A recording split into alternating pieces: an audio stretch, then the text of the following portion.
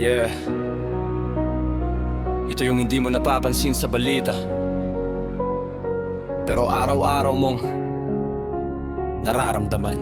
Sa ilalim ng tulay may pamilyang nagsisiksikan, kartong kama bituin ang ilaw sa kanilang tahanan. Habang sa taas ng gusali may ilaw na di namamatay. Magkaibang mundo pero iisang bayan ng tinatawag anak na panganay.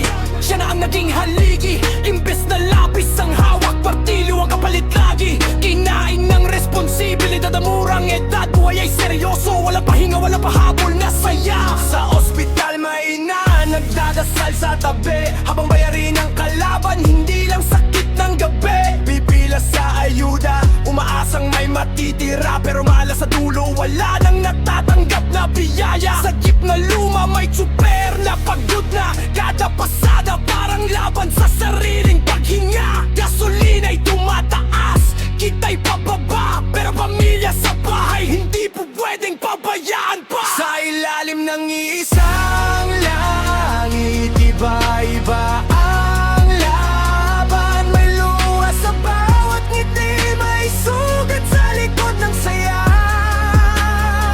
Pero kahit ganon, di nawawala ang tapang Pilipinong bumabangon kahit ilang beses masaktan.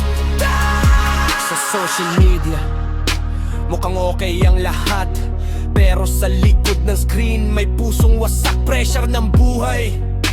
Inggit sa nakikita pero di mo alam, pare-pareho lang tayong may dala. Kabataan ngayon naliligaw sa daan, gustong sumigaw pero walang nakikinig na tunay. Sa gitna ng ingay, tahimik ang pagdurusa, ngiti sa labas pero loob ay unti-unting nawawala. Hindi lahat ng sugat nakikita ng mata, may laban sa isip na walang pahinga.